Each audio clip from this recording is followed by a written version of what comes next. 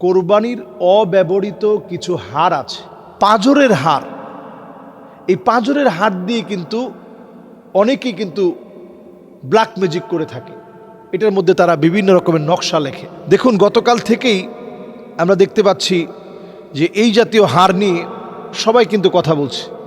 এই জাতীয় হাড় নিয়ে, এই হাড়গুলোর ভিতরে আপনারা দেখবেন নানা রকমের এখানে নকশাগুলো লিখে সবচেয়ে ভয়ঙ্কর ভয়ঙ্কর খতরনাক যে কালো জাদুগুলো আছে এই নকশাগুলো করে করে এইভাবে করে মানুষকে মারার জন্য তারা আপ্রাণ চেষ্টা চালায়।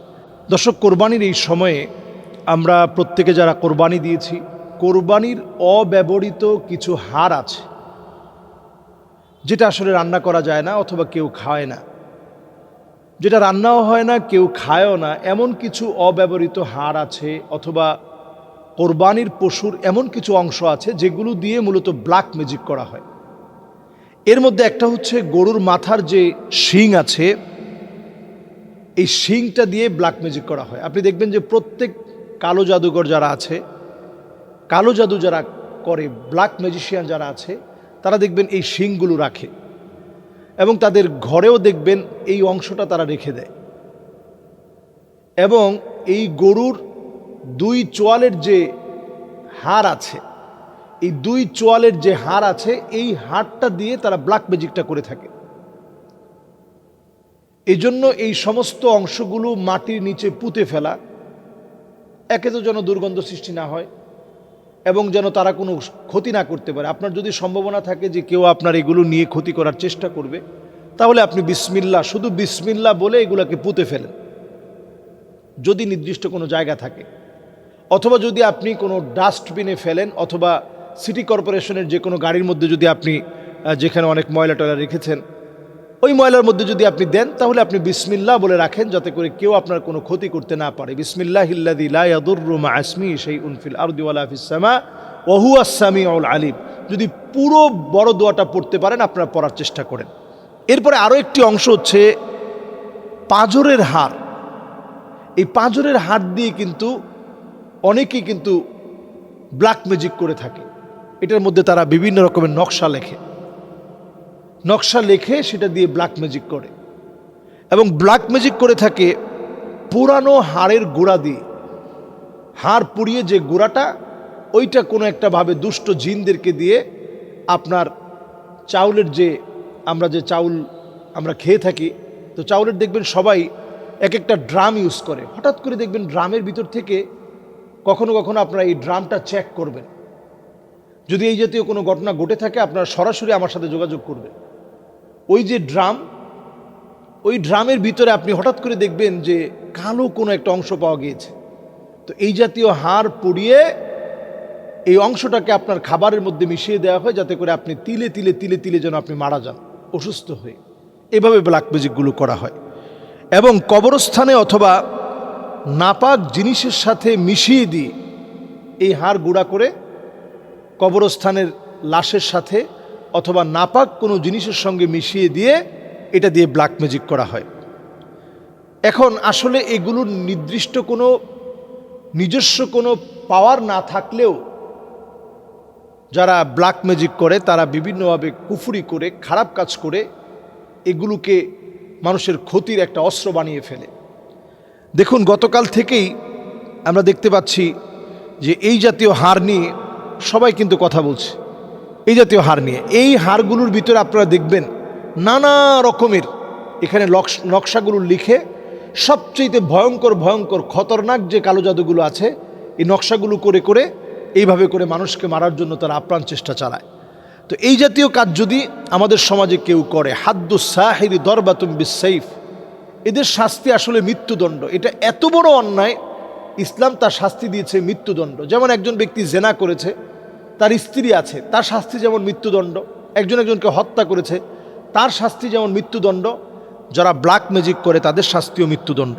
এজন্য সকাল সন্ধ্যায় মাসনুন যে আমলগুলো রয়েছে, মাসনুন যে দোয়াগুলো রয়েছে, এগুলো করতে হবে আমাদের প্রত্যেকের। যেমন সূরা ইখলাস, সূরা ফালাক, সূরা নাস আমরা প্রতিনিয়ত পড়ার চেষ্টা করি। ফজরের পরে সূরা ইখলাস 3 বার, সূরা ফালাক 3 বার, সূরা নাস পড়ার চেষ্টা করি 3 বার। মাগরিবের পরেও 3 বার পড়ার চেষ্টা করি। অন্যান্য নামাজের পরে একবার পড়ার চেষ্টা করি।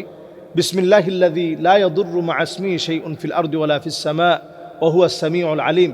সমস্ত জিন যত শক্তিশালী যত দুষ্ট হোক আপনাকে অবশ্যই ভয় পাবে যদি একটা দোয়া আপনি পড়তে পারেন, সেটা হচ্ছে এই লা ইলাহা ইল্লাল্লাহু ওয়াহদাহু লা শারীকা লাহু লাহুল মুলকু ওয়া লাহুল হামদ ইউহয়ী ওয়া ইউমীত ওয়া হুয়া আলা কুল্লি শাইইন কাদির।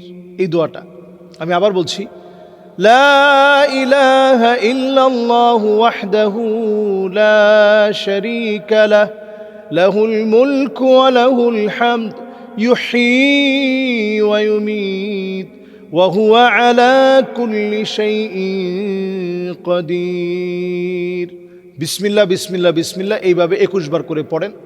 এরপরে ফাল্লাহু খায়রুন হাফিযা ওয়া হুয়া আরহামুর রাহিমিন, ফাল্লাহু খায়রুন হাফিযা ওয়া হুয়া আরহামুর রাহিমিন, ফাল্লাহু খায়রুন হাফিযা ওয়া হুয়া আরহামুর রাহিমিন, ফাল্লাহু খায়রুন হাফিযা ওয়া হুয়া আরহামুর রাহিমিন 21 বার পড়ার চেষ্টা করেন। এইভাবে যদি ইনশাআল্লাহ আমল করেন অবশ্যই দেখবেন আল্লাহ রাব্বুল আলামিন সকল রকমের কালো জাদু ব্ল্যাক ম্যাজিক থেকে আল্লাহ আমাদেরকে হেফাজত করবে। গতকালকের একটা দৃশ্য দেখে আমি হতবাক হয়েছি, যেটা নিউজ হয়েছে যে একটা বিল্ডিংয়ে 5টা-7টা গরু কোরবানি হয়, কিন্তু সেই বিল্ডিংয়ের ভিতরে একজন দারোয়ান, সে হয়তো মুরগি কিনে সেই গোশত কিনে খেতে হয়, রান্না বান্না করে খেতে হয়। আমরা এতটা অমানবিক হই কি করে?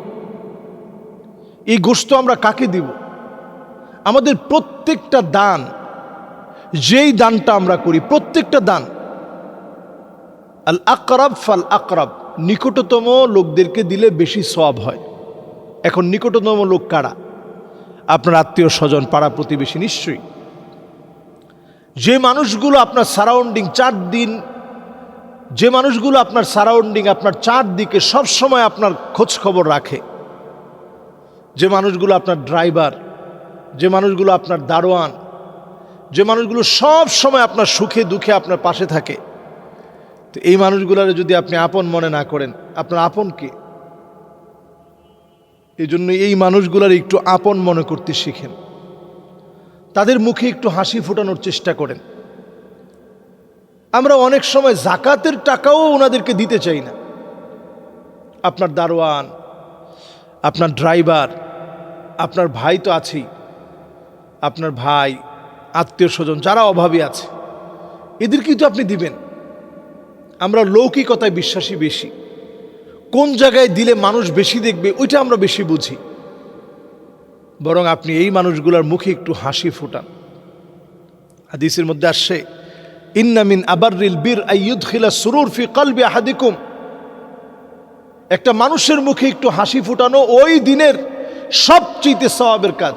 এখানে নামাজের কথা বলা হয় নাই, রোজার কথা বলা হয় নাই, হজের কথা বলা হয় নাই, জাকাতের কথা বলা হয় নাই, জিহাদের কথা বলা হয় নাই, বলা হয়েছে একটা মানুষের মুখে একটু হাসি ফোটানো। ভাই, মানুষের মুখে হাসি ফোটানো একেবারে সহজ না, আবার কঠিনও না। কারো মুখে হাসি ফোটাতে আপনার 10টা টাকা লাগে। আপনি দেখবেন রাস্তাঘাটে ফুল বিক্রি করে, আপনি 10 টাকা দিয়ে একটা ফুল কিনছেন, তার কি সুন্দর একটা হাসি, ছোট মানুষ, ছোট বাচ্চা। আপনি দেখবেন অনেক সময় ছোট ছোট বাচ্চা, আপনি একটু আদর করে মাথায় হাত বুলাই দিয়েছেন, সে কি খুশি। একজন রিক্সা চালক, তাকে আপনি 10টি টাকা দিলেন, দেখবেন সে মন ভরে আপনার জন্য দোয়া করে দিস।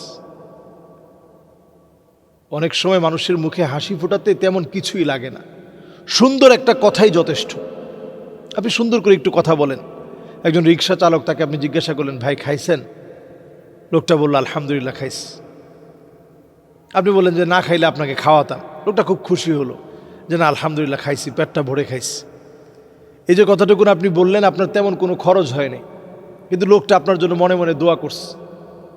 আর এর চেয়ে বড় কথা, আপনি তাকে একটু মানসিক তৃপ্তি দেওয়ার জন্য আপনি একটু কথাটা বলছেন। হাদিসে আসছে, এটা ওই দিনের সবচেয়ে সওয়াবের কাজ হিসেবে গণ্য হবে। এই জন্য আমরা আমাদের দারোয়ান, আমাদের ড্রাইভার, আমাদের নিকটতম আত্মীয় স্বজন তো আছেই, সবার পাশাপাশি পরিচিত এমন অনেক মানুষ আছে, আমি বললে ভুল হবে না, বাংলাদেশের অসংখ্য আলেম। আমি গতকালকে একজন আলেমকে, একজন সম্মানিত ইমামকে আমি জিজ্ঞেস করছিলাম, ইমাম সাহেব, হুজুর আপনি কি কোরবানি দিয়েছেন? তো মাথা নাড়ল। তো আমি জিজ্ঞাসা করলাম, আপনার আব্বা দিয়েছে না আপনি দিচ্ছেন? তো বলতেছে, হুজুর আব্বা দিয়েছে। তো ইমাম সাহেব হুজুরকে জিজ্ঞাসা করলাম যে, হুজুর আপনার শ্বশুর? বলছে, হুজুর শ্বশুরও দিচ্ছে। তো হুজুর আমার তো আর কোরবানি দেওয়া দরকার নাই, কোরবানি তো আমার উপরে ওয়াজিব না, তো ওনারা দিচ্ছে, এটাই তো আমার কোরবানি। আমি সত্যি একেবারে হতবাক হয়ে গেছি, হতবম্ব হয়ে গেছি। এই শ্রেণীর মানুষের খবর আমরা নেই না। লা ইয়াসআলুনা নাস ইলহাফা, যারা মানুষের কাছে হাত পেতে চাইতে পারে না, যারা মানুষের কাছে লজ্জায় শরমে মানুষের কাছে বলতে পারে না যে ভাই আমার অভাবটা যদি আপনাকে দেখাইতে পারতাম, যারা বলতে পারে না, এই শ্রেণীর মানুষকে দেওয়ার চেষ্টা করে। আবু হুরায়রা রাদিয়াল্লাহু তাআলা আনহু একদিন ক্ষুধার্ত, পাশ দিয়ে আবু বকর চলে গেছেন, বুঝতে পারে নাই। হযরত ওমর চলে গেছেন, বুঝতে পারে নাই। রাসূল আসছেন ঠিকই, রাসূল বুঝে আবু হুরায়রাকে সঙ্গে নিয়ে গেছেন। এজন্য আমরা ক্ষুধার্ত মানুষের ক্ষুধা নিবারণের চেষ্টা করি। অভাবী মানুষকে অন্তত এক টুকরা গোশত হলেও আপনি দেন। আল্লাহ তো আপনাকে অনেক দিন কিনে খাওয়ারও তৌফিক দিয়েছেন। হ্যাঁ, আপনি বলবেন যে এই গোশত নেওয়ার পর অনেকে বিক্রি করে দেয়। আরে ভাই, যে বিক্রি করে দিচ্ছে তার জবাব সে দিবে, কিন্তু আপনি একেবারে মানুষকে নিষেধ করে দিয়েন না। অন্তত ছিন্নমূল রাস্তার লোকদেরকে না দিলেও, যারা আপনার আশেপাশের, অন্তত আপনার ড্রাইভার, আপনার দারোয়ান, আপনার আত্মীয় স্বজন, বাসের কাজের বুয়ার যদি কোনো একটা বোন থাকে অভাবী মানুষ, অথবা তার একটা ভাই হয়তো অভাবী মানুষ, তাকে ডেকে এনে আপনি অল্প কিছু গোশত হলেও আপনি দিয়ে দেন। আল্লাহ তাআলা আমাদেরকে এই কোরবানির মধ্য দিয়ে যে ত্যাগ, যে কোরবানির শিক্ষা দিয়েছেন, সেটা অন্তত কিছু হলে অর্জিত হবে। আল্লাহ আমাদেরকে বোঝার তৌফিক দান করুক।